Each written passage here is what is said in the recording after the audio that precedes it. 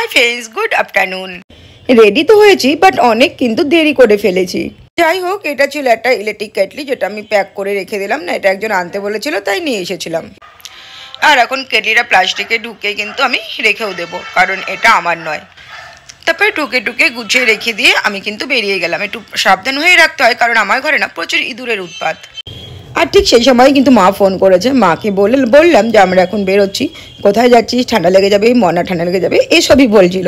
তাই অনেকটাই যাই হোক, চলুন এবার বেরিয়ে যাই।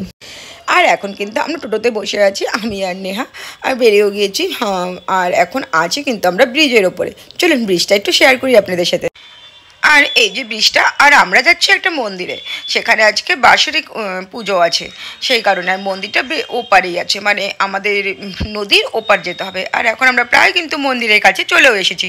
আস্তে আস্তে না আমাদের রুটও চেঞ্জ করতে হয়েছে, তার কারণ একটা ষাঁড়কে না 2-3 দিন আগে একটা ট্রাক এসে মেরে দিয়েছিল। আর সেই কারণে ষাঁড়টা না শুধু পায়ে আঘাত লেগেছিল। গ্রামবাসীরা অনেক ডাকাডাকি করেও না ডক্টর পেয়েছে আর না কোনো প্রশাসনের সাহায্য পেয়েছিল।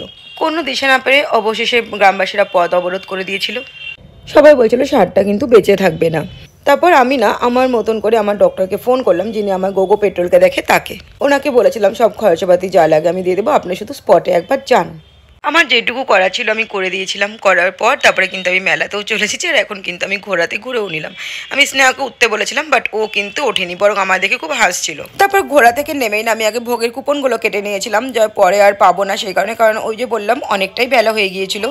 তারপরে না কুপন কেটেই আগে ভোগ নিতে যাচ্ছি। ঠাকুর কিন্তু এখনও আমি দর্শন করিনি, যে ঠাকুরকে মনে মনে প্রণাম করেই কিন্তু আমি ভোগ নিতে চলে এলাম আগেই। কারণ এই ভোগের সরার প্রসাদ খেতে আমার খুব ভালো লাগে, কারণ যে কোনো পুজোর প্রসাদই আমার খুব ভালো লাগে। আর এই যে সরাগুলো সাজানো রয়েছে, এখান থেকেই 2টো সরা আমি নিয়ে যাব। তারপর সরা নিয়ে এসে কিন্তু আমি এখন ঠাকুর প্রণাম করেছি। আর এখানে রাধা মাধবকে এত সুন্দর সাজিয়েছে, দেখে মানে মন ভরে গেল পুরো। খুব সুন্দর সাজিয়েছে এখানে রাধা মাধবকে। তারপর একে একে সব ভগবানকে প্রণাম করলাম। এই 5 জন বামন এনাদের একটা গল্প আছে, যেটা এই মুহূর্তে আমার মনে পড়ছে না, আমি অনেকবারই শুনেছি, ভুলভাল কিছু বলবো না সেই কারণে আমি বললামও না। কিছুটা মনে আছে, জানি না কতটা ঠিক আমার মনে আছে। আর এই যে জগন্নাথ, বলরাম, সুভদ্রা, আমি খুব মানে ভালো লাগে আমার জগন্নাথ দেবকে। আর তারপরে এই যে ভোলেনাথ, শিব, পার্বতী, গণেশও কিন্তু এখানে আছে। আর এখানে আরও কয়েকজন ব্রাহ্মণ কিন্তু আছেন। সত্যি এনাদের গল্প আমি অনেকবারই শুনেছি, বাট এখন আমার একটুকু মনে পড়ছে না, খুবই অল্প মনে আছে, যেটা শেয়ার করলাম না। আর এখানে কিন্তু তারপর চলে যাওয়ার সময় দেখলাম গোপালকে ওখানে দোলনায় ঝোলানো আছে। গোপাল প্রত্যেকবারই থাকে, কারণ এই মেলায় আমি প্রথমবার নয়, রূপ সনাতন মন্দিরে আমি আগেও এসেছি। যাই হোক, এখানে গোপালকে তারপর একটু দোল দিয়ে দিলাম, খুব ভিড় ছিল। আর গোপালকে সবাই দোলাচ্ছিল আর ওকে কিছু প্রণামীও দিচ্ছিল। তা আমিও সেরকমই একটু দুলিও নিলাম, প্রণামও করে নিলাম, আর একটু প্রণামীও দিয়ে দিলাম। তারপর সব ঠাকুরকে প্রণাম করে এবার তো চলে যাব বাড়িতে। যাই হোক, নেহা বললো দাঁড়াও আমি প্রণাম করে আসি, কারণ নেহা এতক্ষণ যেহেতু ভিডিও করছিল সেহেতু নেহা তো প্রণাম করেনি, তাই নেহা প্রণাম করছে, আমি একটু ভিডিও নিলাম, যদিও নেহা এটা পছন্দ করে না। যাই হোক, তারপর কিন্তু বাড়ি চলে যাওয়ার পালা। আচ্ছা দাঁড়ান, আপনাদের আরও কিছু মূর্তি দেখায়। এই মূর্তিগুলো কিন্তু বলে নারায়ণ দুর্গা আছে, যেগুলো এখানেই একটা পুকুর খুঁড়তে গিয়ে পেয়েছিল। আর এই দেখুন সেই মূর্তিগুলো কোষ্ঠী পাথরের নাকি পাথরের আছে, নারায়ণ মূর্তি আছে, এখানে দুর্গা মূর্তি আছে।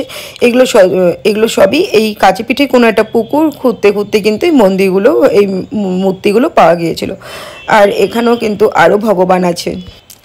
আর এই মূর্তিটা সম্ভবত আমার একজন চেনা পরিচিত পুকুর খুঁড়তে গিয়ে পেয়েছিল, আমি যতদূর গল্প শুনেছিলাম।